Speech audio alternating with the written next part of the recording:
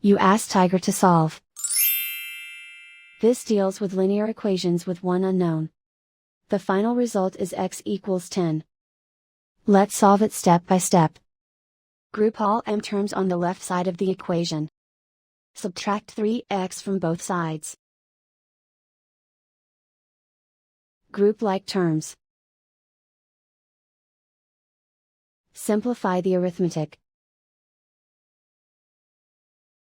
Group like terms. Simplify the arithmetic.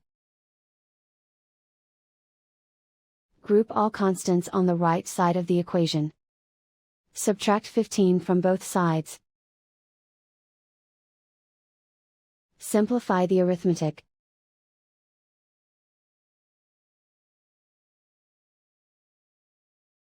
Isolate the m. Divide both sides by 2.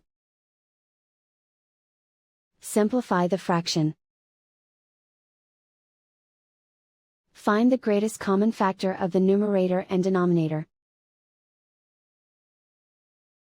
Factor out and cancel the greatest common factor. And so the final result is x equals 10.